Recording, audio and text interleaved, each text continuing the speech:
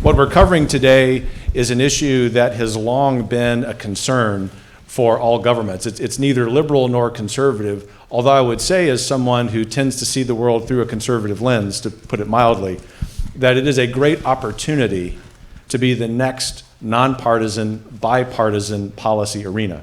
Because regardless of one's political ideology, how we might describe our political leanings, we know that we want human beings to flourish, and that they as individuals, private businesses, and government can play a role together in putting together systems that help people get the formation and workforce skills they need to flourish.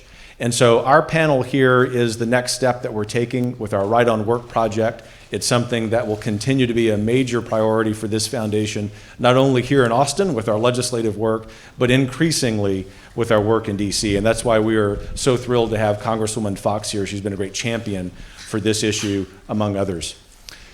My job, other than welcoming you, is to introduce my colleague, wonderful Texan and American, Ron Simmons. You know him as a former state representative, and now he is, among other things, leading our Right on Work initiative at TPPF. Ron's a very successful businessman. He's someone who in the legislature always had in mind not just the people he was serving, but how the policies he would fight for could help people flourish. And so he's just a perfect fit to be leading this effort, not just here in Texas, but nationally. What Ron would be proudest of, however, is that he's very happily married to Lisa for some span of years that I won't say so we don't age him, and very proud of his children and grandchildren, and a man who has great faith in the Lord, and that really sort of helps to govern what he thinks about this issue. So if you would please join me in welcoming our panel. Ron. Thank you, Kevin. And we just finished the legislative session. It was a great session, and Texas Public Policy Foundation had a big impact on that session. I was so, being on the inside of the legislature, you see things in one perspective, which is reasonably myopic, I will tell you that. And then when you've been there and you're on the outside of it, you realize all the other work that's going on by so many individuals that maybe don't get the recognition that they should have. So I want to thank you for the work that all of you've done this session. You influence policy, which is what you're here to do, and you also laid out the facts as they are. So thank you very much, and thanks for being here for our panel. I want to introduce our distinguished panel today. First, we have Congresswoman Virginia Foxx, United States Congresswoman from the great state of North Carolina, and actually, there you go. Congresswoman Foxx, I think it would be fair to say that you probably represent the most beautiful district in all of North Carolina. Absolutely. In the Boone area, if you've never been to Grandfather Mountain, the view from Grandfather Mountain is like something you'll never ever forget. It is just incredible.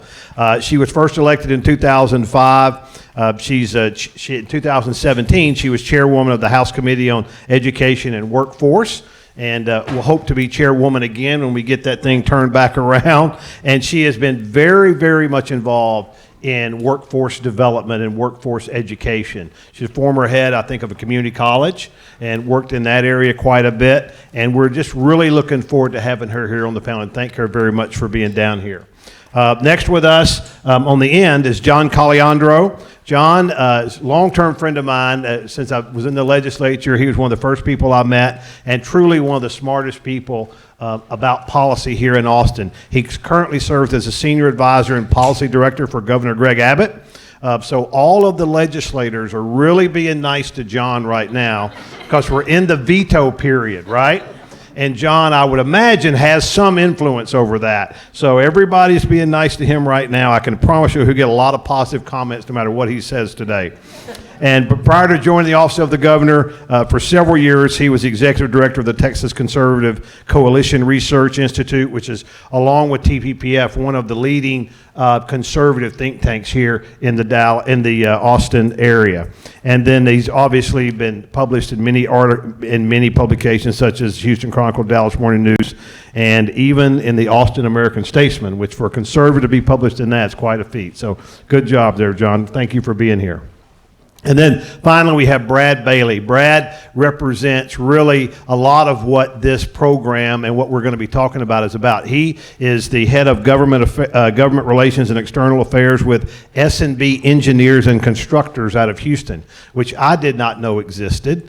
But then I found out after working with Brad some the last few months, they have 4,000 or 5,000 people that work for them at least, and they build some of the largest facilities that you'll see in the Houston Ship Channel and surrounding areas and other places as well.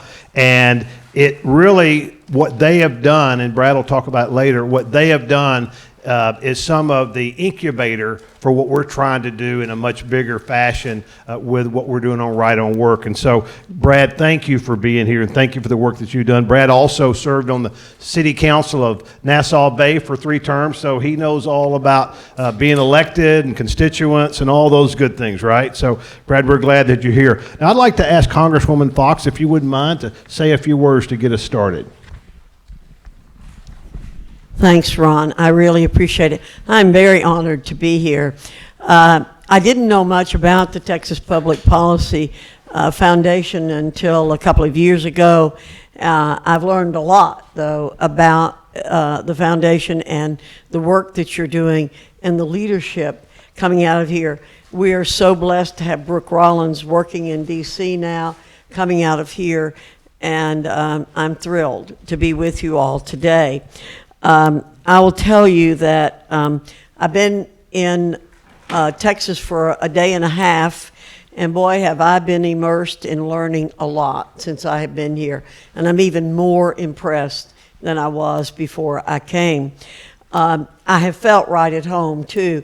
You know, I got elected with 5 Texans, one of whom is Louis Gohmert. And somebody said to me about a year after we were elected, they said, "You and Louis sound like brother and sister." I said, "Well, that can't be, because Louis has an accent. And I don't have an accent." But honestly, I don't hear Texas accents because we all talk alike.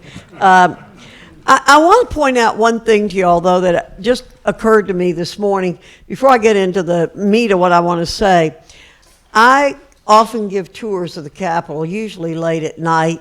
And if any of you want to come up and your member of Congress isn't into giving tours, although Louis is, Louis gives 4-hour tours. I give about an hour and 45-minute tour, which is plenty long. But I do my best to take people on the first floor. Every state has 2 statues. Now, I don't know who your second statue is, but one of your statues is Stephen F. Austin, and it is on the first floor where most people aren't allowed to go. But let me tell you, I'd been there for a little time, and it suddenly occurred to me, the Stephen F. Austin statue is life-size. It is not like all the other statues, almost all of them, which are twice as large as life. And it occurred to me, you know, people talk about everything being bigger in Texas. This is one case where Texas sent a real message to the United States. You don't have to be bigger than life to have a big impact. And so I want to commend the Texans who did that, because I stop people at that statue and point it out to them a lot of times when I have time. It's just a wonderful message for Texas to have sent. Well, I'm delighted to be here. I actually have gone around the country a lot in the last 2 or 3 years talking about workforce issues, talk about it a lot in Washington, too, give a lot of speeches on it. But I'll tell you, I'm going away from this trip here to be able to brag a lot about what Texas is doing in this area. First thing I want to say to you is I am a very conservative person. I do not believe that the federal government should be doing anything that is not outlined in the Constitution for it to do. And I point out to people, there's nothing about workforce. Those words are not in the Constitution. The word education is not in the Constitution.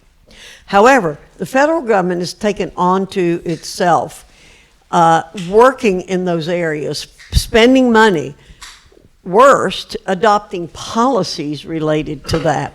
So what I tell my conservative friends who say, you ought not to be working in those areas, with the federal government's going to do it, my job then is to make those programs as effective as possible.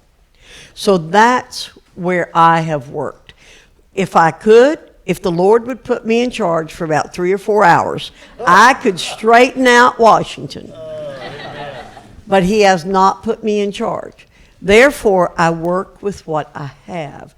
And so some of you may say, oh, you ought not to be doing these kinds of things because the federal government shouldn't be involved. You're absolutely right. I agree with you.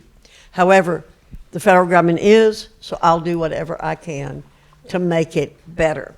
So that's what we've done with the Education Workforce Committee. When we reauthorized WIA, a bill we call the Skills Act, it became WIOA. What we did was we put in accountability measures. You know, my middle initial is A, and I tell everybody it used to stand for Ann, but now stands for accountability. We reauthorized the Career and Technical Education last year. We put in the same kind of measures that we put in with WIOA, because that's what we want to do. What I see as my job is to push decision-making down to the local level as much as possible and to get Washington off your backs so that you all can do the things that you do best. And Texas is doing a lot of great things. Now, I told somebody when I came in, I love that expression, don't mess with Texas. Don't mess with North Carolina doesn't sound nearly as catchy. You know, it just doesn't roll off the tongue. So, but as policymakers, you have a good case to make why Texas shouldn't be messed with. Because you all are smart, you see a problem, and you go about solving it. People are flocking to the state. I know, I've heard from several people in the last 2 days, 400,000 people a year coming? 1,000 a day. 1,000 a day. So you've always had a reputation for innovation. You are always going to be doing the things that need to be done, because when you see a problem, you face it head on. Sorry, a little awkward. I'm trying to keep my remarks fairly short, so sticking to this will help me do that. As Ron said, I served as chairman. Before that, I was 5 terms as the chair of the Higher Education Subcommittee. And that's where we did a lot of work to prepare for WIOA and for CTE and for the reauthorization of higher education, which we passed out of the committee last year as the Prosper Act, but we did not get it passed on the floor. I do want to tell you that every employer in the country should be paying attention to the Education and Workforce Committee, or Education and Labor, which is what the Democrats call it. I hate that term because I think it's looking backwards, and I think it's way too narrow. Workforce is what we should be concerned about. But the committee has a much broader role than most people realize. All health care, all employer-sponsored health care legislation comes out of that committee. ERISA is in our bailiwick. All pension legislation comes out of our committee. And we all know pensions are in big trouble in this country. We have the Older Americans Act. We have OSHA. We have all Labor Department legislation. So the committee has a very broad portfolio. A lot of people don't pay much attention to it because they stop at the education word and don't realize about these other things. I think, though, one of the few things that Congress has done is put those two subjects together in the one committee, because education and the workforce are tied to each other. Now, I want to say again, I've learned a lot in the last couple of days about what's going on here. You're doing a lot. I also want to tell you how I got involved was by meeting Brad Bailey and the Slaughters a couple of years ago when they came to Washington to talk about their idea of what needed to be done in terms of craft education and skills enhancement, which is what they call their center, where they are doing education to help people get good paying jobs and meet the needs of not just their company, but all of the petrochemical industry. And they taught me a lot. And I was so proud of the fact that their emphasis was on taking people who were unemployed or underemployed into the program and helping them change their lives. There is a real hunger right now for skills development. And again, Ron and others can tell you the exact numbers in Texas. All I know is places like S&B. How many jobs did you say you have available right now with your contracts? We have to hire 3,000 by the end of the year. 3,000 people by the end of the year. That's an indication of where we are.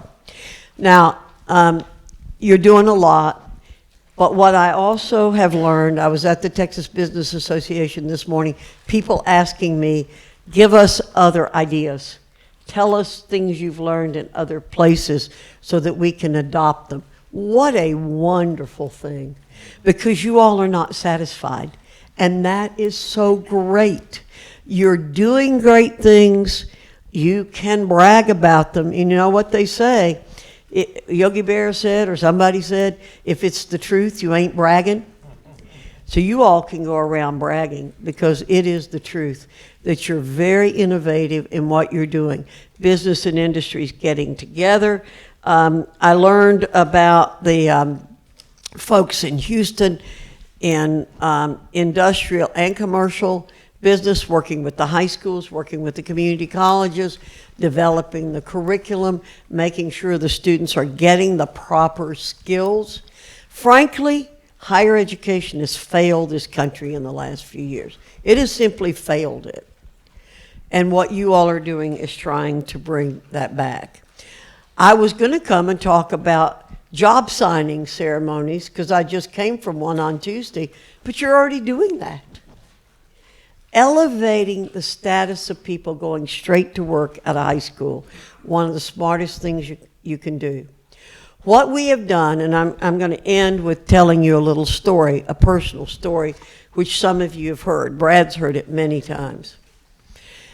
I have two younger brothers, one 3 years younger than I, who did go to college for a little while, like I did, and dropped out, went to work, went in the military, then went back and went to college. We have a brother who's 8 years younger than I am. And when he was a senior in high school, he said to me, I don't want to go to college, but I don't want you and Mom and Daddy to be ashamed of me. It was in 1969. That really cut me to the quick. I had just finished my degree, took me 7 years. Not because I was a bad student, because I worked full-time and went to school part-time, like many people in this country do. And I said, Butch, what do you want to do? He said, I want to be a carpenter. I said, you know, there were some famous people who were carpenters. It's a pretty good occupation to go into.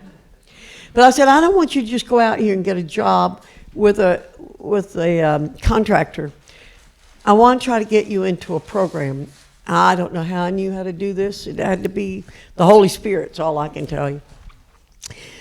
And I was working at a resort that was desperate for skilled people. And so we set up a carpentry apprenticeship program. 17 guys signed up. 3.5 years later, my brother got his journeyman license. So he now has a certificate to prove that he is a skilled person.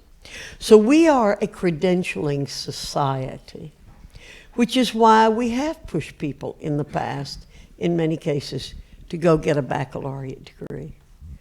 But everybody doesn't need a baccalaureate degree. to be successful. 70% of the people in this country don't have baccalaureate degrees. And look at how well our economy's doing. And many of those 30% have no skills and don't add value anywhere.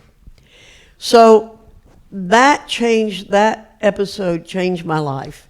And since then, I have been on a real mission to change the way we think about people in this country and what our values are toward people and who we should be valuing, but also how we help them value themselves by getting a credential. So I applaud you guys for what you're doing, and I want to say keep doing it, do more, because you are leading the way, and you're going to continue to lead the way, and I commend you for doing that. God bless you all. Thank you. Thank you very much. Well, let's get into our discussion with the panel, some questions and some thoughts on things. And starting with John, I'd actually like for all of y'all to address this particular issue, but John, let's start with you. You've had a front row seat for the last 20 years probably since conservatives really have taken over the legislature and the elected offices here in Texas. And you've seen the economy and the effects of what's happened in our economy. So give us an idea of the supply demand of skilled workers in Texas, and why do you think that we've gotten to this point? I mean, there's good and bad in it, and just kind of give us your idea of what you think we need to be doing. First, I have to start with a complaint about the format here. We're up here and everybody's eating Chick-fil-A. Yeah. That's yeah. Because of the law that was passed this session, by the way. Exactly. So the problem with workforce in Texas, I think, is manifest in a number of ways. But it's manifest in Texas in the same way that it's manifest all across the country. And I think the underlying issue that the Congresswoman was touching on is this. We have devalued labor in a variety of ways, not the least of which is through public assistance programs, but there are many other things. But culturally is the most important. And that is, we have taken work, construed it into something inherently bad, when it is in fact something that is inherently good. We were born with a brain and a back for a reason. Work is a virtue, and until which point societally we understand it as such, we will be confronted with these challenges that show up in things like low workforce participation rates, people on public assistance who don't need to be on public assistance, with colleges having a focus on non-productive activity. There are many other ways to look at it. So I think even though we've had a conservative legislature for about 20 years, that we have made some good progress, I don't think it is yet filtered out into the public consciousness that we place a high value on work and that we view it as a virtue. And I think that is an imperative going forward. Beyond that, there are some things that must be done with our four-year institutions or two-year institutions with the K through 12 in order to get people truly career, college, and military ready. We are failing fundamentally on that score.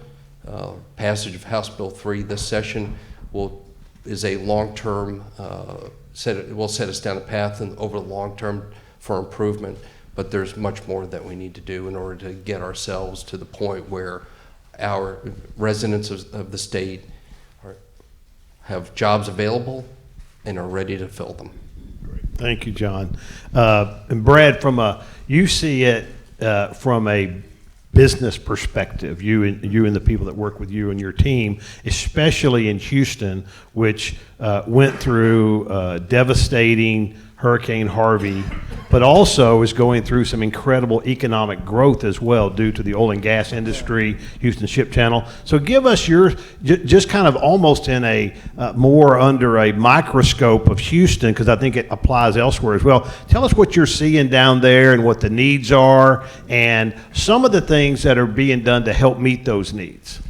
Okay, thanks for having us, Ron. Appreciate it. And let me first say, this is actually one of my heroes in all of elected office. You will not meet a more tenacious, hardworking individual in your entire life. And I have come across a lot of them, but she is just incredible. And Pete, when you talked to her, we were with Leader McCarthy one time, and we said we were doing a fundraiser for her. She goes, man, that lady's the most tenacious lady. She will not quit on something. So I said, that's why we're having a fundraiser for her. So she's a dear, dear friend of ours and has really created a bond for us and really helped us craft our private kind of solution to workforce development and how we can roll that out at the local level, at the state level, at the federal level. So she's been a great resource for us and a true friend. So S&B Engineers is a privately held engineering, procurement, and construction company. We build oil and gas refineries, pipelines, fractionation plants, large multi-hundred million, billion-dollar projects. So we do the engineering. We actually procure it and we construct it. So well over 2,000 of our employees are engineers with obviously advanced degrees. Over 3,000 of our employees, it's even growing even more, are skilled craft laborers that are actually building the refineries and the chemical plants. So that's the immediate need that we have. Since tax reform and regulatory reform, we have seen an absolute explosion in growth in the oil and gas and petrochemical industry. So let me just make sure I got my numbers correct, because Chuck DeVore's here, and if it's not correct, I'll hear about it. So I want to make sure I'm right. But all right, I knew you did. So right now we are tracking throughout the Gulf Coast, over $2.3 trillion in project investments all throughout the United States, just in the Gulf Coast region. In Texas specifically, we're tracking over $60 billion in projects in the Golden Triangle, Bull Mountain area, $55 billion in the Houston Ship Channel, Greater Houston area, and $64 billion in the Corpus Christi, South Texas area. That's just since tax reform hit. So the money is freed up. Our problem is not money to build these projects. Our project is not regulatory issues to build these projects. It's not supply and demand. It's not exporting. Our number one issue that we're seeing is workforce. Who is going to build this workforce? So right now we have over $4 billion in backlog in projects that we're working on this year. Just to meet our need that we finished this year, we need to hire another 3,000 skilled craft people. That's welders, pipe fitters, electricians. It's critically important to our business, and we're seeing it across the line. So we got very active in how we kind of went and looked at that, and we have been working on something since 2005 that we called an Earn While You Learn apprenticeship program, which is actually a partnership with the Texas Workforce Commission. We partner with them. We use their unemployment rolls for Texans that are unemployed.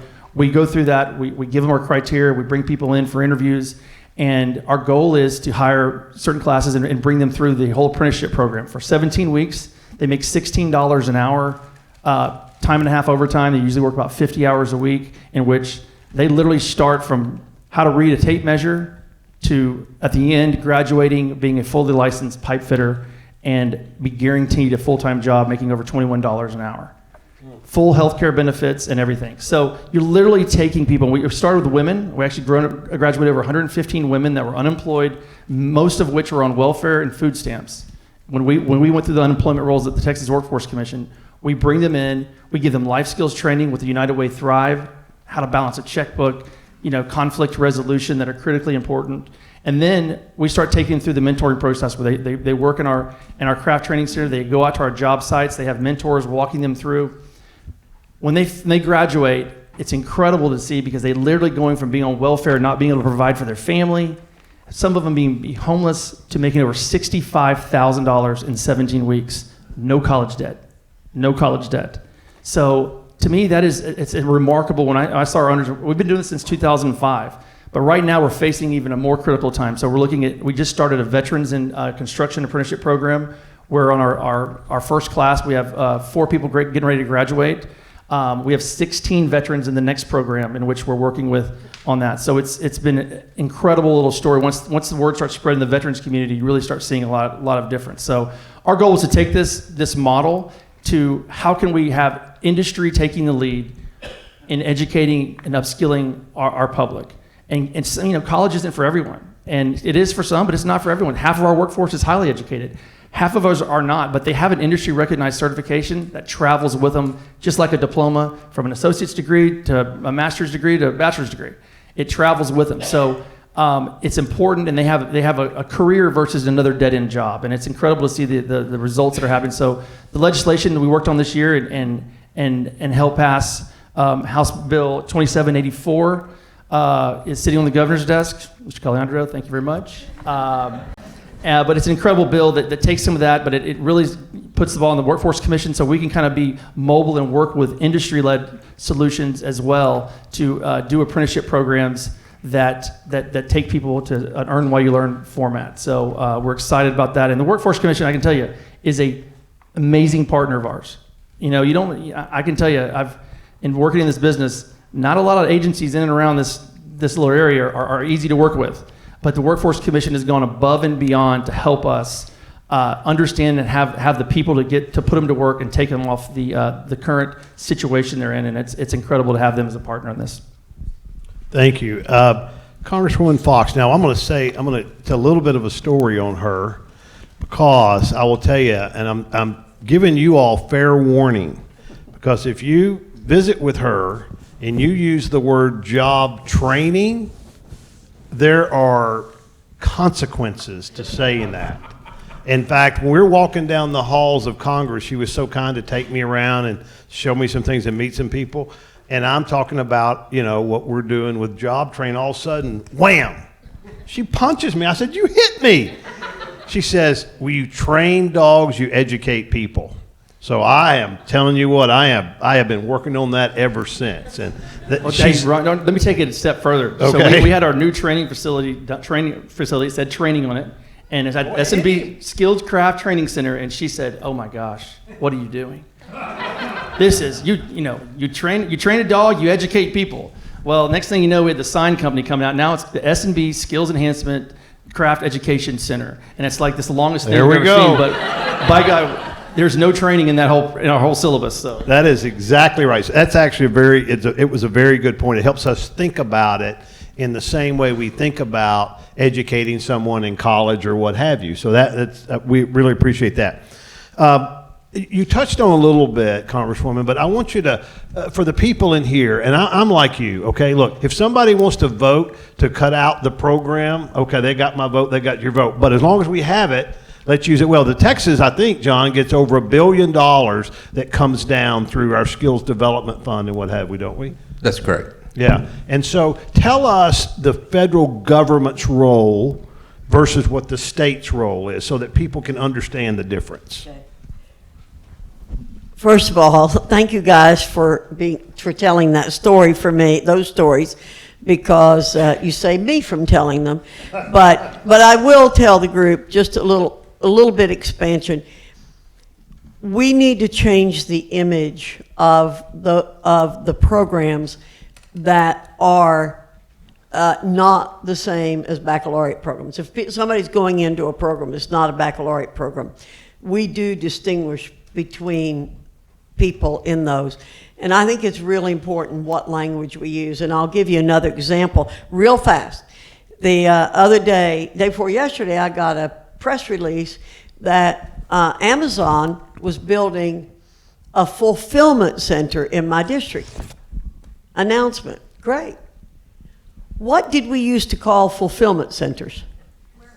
Warehouses. What we used to call what we used to call, I gave it away. We call people who work now in car dealerships technicians. What do we used to call them? Mechanics. So language is important. It's important everywhere. Certainly Amazon recognizes it. So they don't call them warehouses, they call them fulfillment centers. Much different attitude. So that's why I keep preaching this message that language is important. Well, let's talk about the federal government. And I'm glad Texas is getting some money from the federal government. That's our money, by the way. I make sure people often, when I was in the legislature, they'd stand up and say, we got to do this because we're getting federal government money. Well, that'd pop me up out of my seat faster than anything. I'd say, wait, what is federal government money? Taxpayer dollars that have been sent to the federal government. They massage it, take a cut out of it. It's like a protection racket, and they give some of it back to you. So that's what federal dollars are. Again, if I had my way about it, all those taxpayer dollars would stay in the state of Texas and not go to the federal government, where bureaucrats don't use them very well. But what we have done with WIOA, for example, is, as I mentioned before, is to institute accountability measures, performance measures, which I know are becoming really big in Texas. And they ought to be big in every state. So what we're trying to do, when we call it education in the workforce, is to say, let's make sure those dollars are spent well. So we've set up performance measures. We did the same thing with CTE reform. In fact, I got asked that question this morning at the Texas Business Association, when somebody said to me, so what, how are you going to spread those accountability measures in WIOA out? I said, we used the same ones in the CTE bill that we passed last year. Now, I would have changed the title of that bill, but again, God has not put me in charge, so I do what I can do. But we want to keep talking about workforce development, not labor. I think what's a big part of the problem is that for too long, people have looked to the federal government for answers. Federal government doesn't have answers. You all have the answers. So as long as I am in office, my job is going to be to push decision-making down to the local and state level by letting the smart people here make the decisions, not the people in Washington, D.C., who have no concept of what it is you need done here. And I did ask this question because, North Carolina has three very distinct areas. We've got the coast, the Piedmont, and the mountains. Our needs in those three areas are very different. So I said, I don't know Texas that well.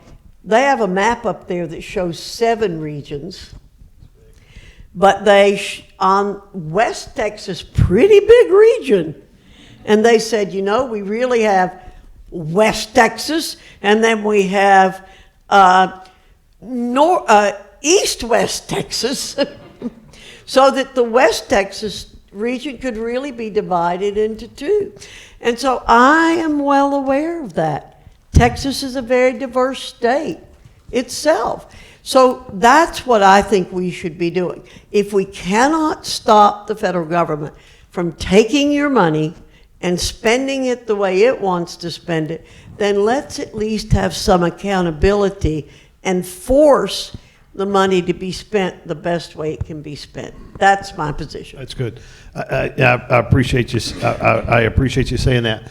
Do you feel like that the money that is coming from the federal level down to states, do you think that we have taken most of the shackles off of that now, or there's still more work to be done on that? Well, we've taken a lot of them off. And again, much of this is going to depend on who is in the majority in the Congress. The liberals want to feed the labor unions. They do not want there to be apprenticeships outside the labor unions. And we had a hearing focusing on labor unions, and the head of the AFL-CIO was in there saying, what a horrible economy we have in the country. And it's all horrible because union representation is so down. And by the way, if you have apprenticeships outside the unions, they're no good because they don't have safety measures. They don't have real standards in them. Only place you have that is in union apprenticeships. I beg to differ. I beg to differ. And somebody who works at SMB was talking about this the other night. He grew up in the Northeast, joined a union because that's what people did, got his apprenticeship, and talked about how people he went through that apprenticeship with are stuck, making still 25 years ago, they're making very little money because they've stuck with the unions. Whereas he's done very well by getting out. And so we have real live examples of that. So it is going to be critical. And I know Texas is sort of in the same boat North Carolina's in, going to be a real bullseye on Texas next year in terms of your legislative races, your congressional races. It's going to be very important next year that we pay close attention, not to just party affiliation, but to who are the people who are going to give you the control over the money. Yeah, well, we, like North Carolina did in 2013, we eliminated one-punch voting straight. So it forces you to look at the individual. So we're excited about that. John, I want to come back to you. Give us a little bit of what you think Governor Abbott, as how he sees the world from preparing the next generation of workforce. And I know it's multifaceted. And give us some of the economic numbers that might support the need for that.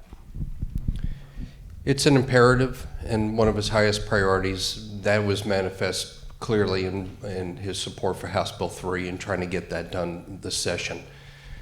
We needed massive improvements in K through 12 outcomes. We're hopeful over the long term that'll bear fruit.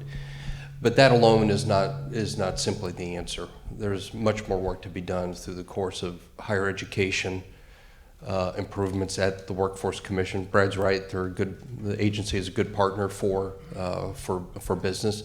Many things that they could be doing differently and better. When we talk about accountability as an example, the workforce programs haven't gone through a real ROI since 2008. So there hasn't been a return on investment measurement since 2008. That is absolutely correct, and we need to better understand that. You can certainly find pockets where you can examine a particular program, or you have a partnership like with Brad's company where you can clearly see the benefit. But in the aggregate, we really don't know how well they're doing. So back to your question, the governor understands that when he jokingly says he's more powerful than Putin because our economy is so large and it's growing, a primary reason that we were able to sustain this economic growth is because of net migration into the state. We are not sustaining it because of our high school graduates or our college graduates, even though every year we are graduating hundreds of thousands from high school, hundreds of thousands at some level, whether it's 2-year or 4-year, and yet we're not able to fill all those jobs that are open.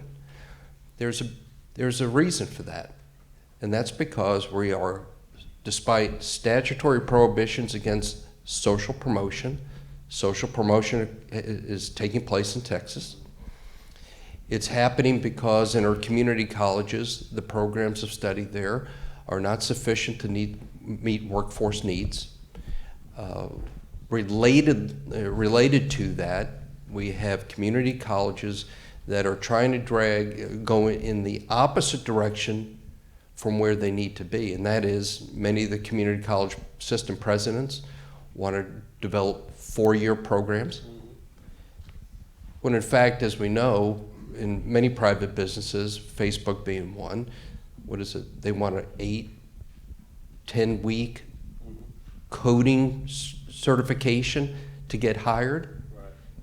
Community colleges need to be looking at how do we get somebody out in 18 months, 1 year, right, 6 months, and yet they're pulling in the opposite direction because they want the same level of prestige that they see that comes from being the chancellor or president of University of Texas or Texas A&M. That's a trend that needs to be abated. Another major item that I would say that would be of concern to everybody here, and Chuck, Kevin, Stephanie, is simply this. A reason for skilled workforce shortages is because of growth of government.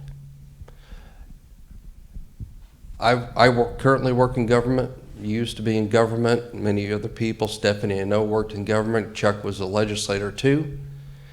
You think about the high quality of individual that occupies state government, local government, federal government, and how many of those persons who were highly qualified to fill these skilled positions that Brad's company was looking for, and yet they're working in government. There are 2 million public sector employees in Texas, state, federal, and local.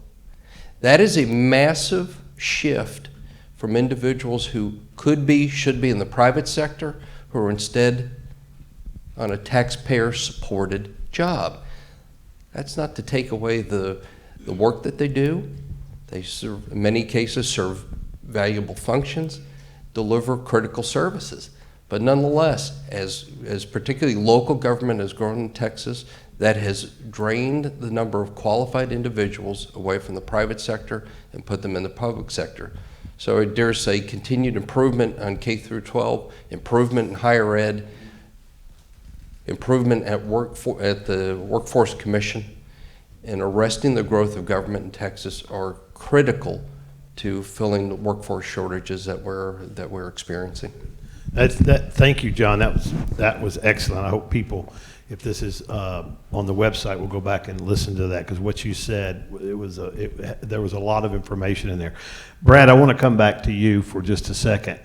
You know, when Kevin and I sat down and started talking about right on work and what it really meant, and we call it right on work, and I think that's correct, but it's really, in my opinion, it's also right on life. And what I mean by that is that it's my belief that most people, the vast majority of people, want to be self-reliant.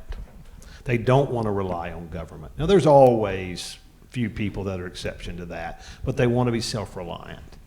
And in Texas right now, I said this last night on an interview I did, that if you're a single mom with 2 kids and you're making above minimum wage but not really a real living wage, maybe $10, $11 an hour, in order for you to be able to financially marry the father of those children, he needs to make $58,000. Otherwise, it's better for you to stay on government assistance, which is totally wrong. However, you can't tell people, well, just get off government assistance unless they have an opportunity. And Brad's saying there's plenty of opportunities, but they don't qualify for those opportunities, so we have to provide them the development and the education for them to qualify for the opportunities. Brad, I want you to talk, if you would, specifically about what House Bill 2784 is going to do, and maybe tell a quick story about one of the ladies that testified over the bill, because it was very moving. Oh, absolutely. Hello? All right. At House Bill 2784, Representative Phelan carried it in the House, and Senator Alvarado carried it in the Senate. What it does is it takes where industry-led certification apprenticeship programs kind of take the lead. So if you're a company that hires someone, male, female, or whatever, off the Texas Workforce Commission unemployment rolls, you provide them an earn while you learn model, which you're paying them while they're going to school. You're not charging them tuition. It leads to industry recognized certification and a full-time job upon getting that certification. You then are able to apply for up to $10,000 per person grant to get on that. So, but we're spending probably over $36,000 per person that's going through this thing. So this is not just, we're covering our total cost. That's not it at all. But it's success-based programs. We believe as a corporation that has a tremendous amount of business in front of us, we have a tremendous amount of opportunity. We believe we're an educational institution. We believe we're teaching people the skills and how to do the jobs. We're paying them to do that. And we believe our return on investment is much greater than going to higher ed or community college or a trade school. Not saying there's anything wrong with that. Those institutions do a great job, but it's just different. We can immediately put someone in the workforce in 17 weeks. 17 weeks. We can take them from welfare to $65,000 a year in a quick amount of time. and a guaranteed job. And it's the only way you can apply for this plan is if you have a guaranteed job and someone is working for over a year period. So we believe that it's a great start. But the other thing that I think John touched on, and I think it's going to be really helpful, is how we report back. So when we're hiring someone from welfare, what really situation are they in at that time? What do those numbers look like? What kind of public assistance are they getting? And as they're working through this program and they get industry recognized certification and they start making $60,000, $65,000, $70,000 a year, what has that done to the model of what our state is earning from that? And reporting all those metrics back are included in the bill. So in the next biennium, we can come back and say, here's what we've done, and here's the amount of savings we have, where we have metrics that the Workforce Commission can proudly report of how we're doing on these jobs. So it's really important that we have that. Let me tell you a quick story about Eva. Eva went to a Texas School of Business to get a emergency room kind of tech degree. She incurred over $20,000 in debt to get that degree. She promised she's going to make $16 an hour when she graduated working for the hospital. She made $11.50 or something like that an hour. She has four boys at home, making $11. I mean, she was well below the poverty table. We partnered with the Texas Workforce Commission. A Facebook ad went out, now hiring for this thing. She replied to it, got into our program. Day one, she's making $17 an hour. She just got a major raise. She graduated making $21 an hour. She's now making over $26 an hour, getting time and a half overtime. She's well in the 70s to thousands of dollars. She's transformed her life. She's buying her house for the first time. It's incredible. So we want to take our model to other industries, other organizations, whether it be electrical companies that are looking for high voltage electric lines, whether it's car mechanics, looking for car mechanics. But we really invested in the Right on Work Policy Center here at TPPF because of what y'all did with Right on Crime. It blew us away how a state-led initiative literally changed the world and was signed into law at the end of last year. And it's changed the way incarceration looks. It's changed everything. How can we take that model to workforce and start tracking those metrics and start rolling it out state by state? And that's why there's not a better partner than TPPF to do that. John, do you have a comment before we get into Q&A? Yeah, you'd asked, when you were setting up this question, you talked about public assistance. Just a comment or two about that. There's no question that public assistance has eroded work ethic in the country. But far too often, even if we don't articulate it, it's certain that we look at people who are on public assistance as being lazy, taking advantage of the system. And there may be truth to that. But another way to look at it is they're making a rational economic decision, like you described. So if you're that single mother of two, and you're confronted with, well, I could go to work and make $30,000, or I could stay on public assistance and make $45,000, which is a very real scenario. What decision are you going to make? Now, you would have to be of extraordinarily high character to say, you know what, I'll take $15,000 less because I know the virtue that comes from work. That's an extraordinary individual to make that decision. But changes to public assistance are imperative, particularly disability. We have to have a fundamental relook of how we view disability. This is important for a very obvious reason. We have a governor in a wheelchair. One of the most prominent activists at the Capitol, who you know, Bob Kafka, is wheelchair bound. The head of our Committee of People with Disabilities is blind. Disability at one point, decades ago, you could easily say, well, that person in a wheelchair, that person is blind, they are going to add no economic value. I can't hire them.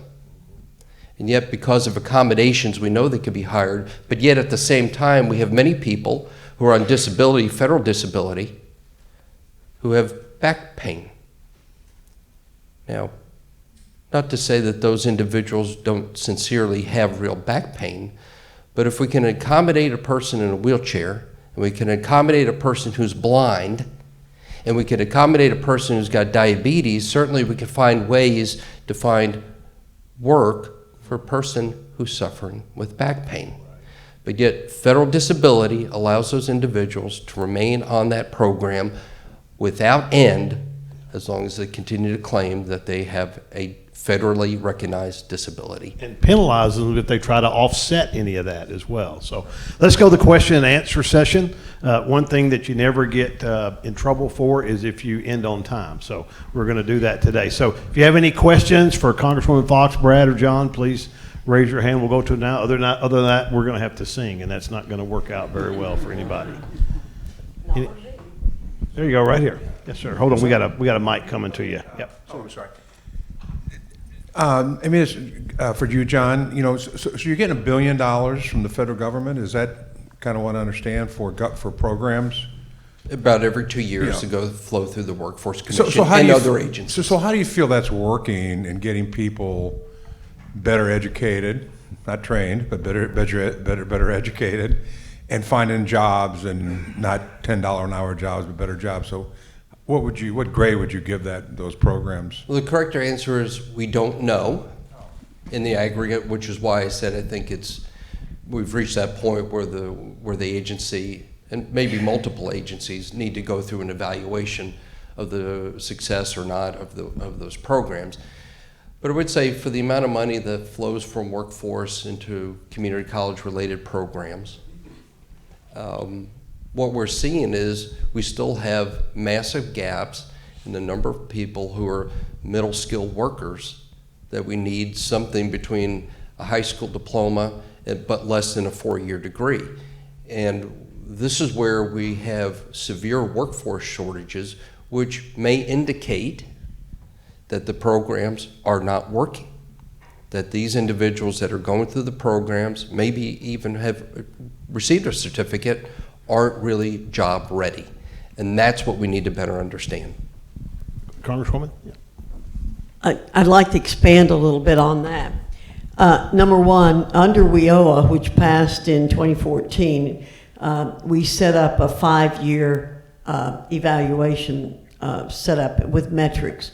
And so we haven't begun to get feedback on those yet, but we soon will. And it's going to be very important in the future that everything be measured. But what I'd like to do is expand this idea. One of the problems that we have right now in education at all levels, which I think Texas is beginning to really address, is to look at program evaluation throughout education. And I know University of Texas is beginning to do this. One of the things that we wrote into the rewrite or the reauthorization of higher ed in the Prosper Act was to demand program level accountability from colleges and universities, so that any college or university getting any kind of federal dollars, what we want them to do is say, okay, how long does it take to complete a program? How much is it going to cost to complete a program? What's the likelihood that you can get a job with this degree? How much are you likely to earn when you get the degree and go to work? Now, I had a visit from the University of Texas last year. The Texas system is beginning to look at that and do program evaluation. What we wanted to do in Prosper was to have every college and university in the country do that, so that when people begin to choose where they're going to go to school, there would be transparency. We also would have transparency in financial aid. So many students now are getting what's called an award letter, which buried inside that award letter is a lot of debt, and the students don't know that. So what I think we need across the board in our culture is more transparency, and particularly because we do put a lot of emphasis, or I have, on the money coming from the federal government into workforce programs. But you all don't have an idea about what's happening with dollars going into programs in the education system, because we don't do the metrics on there. The public schools have been under a lot of pressure. The colleges and universities have been under very little pressure to show that the money spent on them has been well spent. So what we need to do with all these taxpayer dollars is begin to get accountability. Now, this isn't going to happen overnight, believe you me. And the schools are fighting that tooth and nail. Again, I didn't get that pushback in Texas because they're already thinking about doing that. But the legislatures need to be doing that. Legislatures need to say, if we're giving you taxpayer dollars, but think how much we're spending, we're giving billions of dollars in loans and aids, and the federal government has had no accountability in that area. So more has to be done. I want to make one more comment. One of my biggest disappointments while we were in the majority was not to get welfare reform at the federal level. What Paul Ryan wanted to do was to promote the dignity of work and say to people, yes, you're on welfare. You are getting the equivalent of $45,000 a year, but you'd be so much better off working. And so say to them, there's not going to be a cliff. So you don't have to make that decision of going from $45,000 a year to $30,000. But as you go to work and as your income increases, we gradually weed you off the assistance that you get. Unfortunately, we were not able to do that, but that's the kind of thing that needs to happen. And I'm going to send Ron an article that was in the Washington Times a little over 2 years ago about how we've misunderstood work.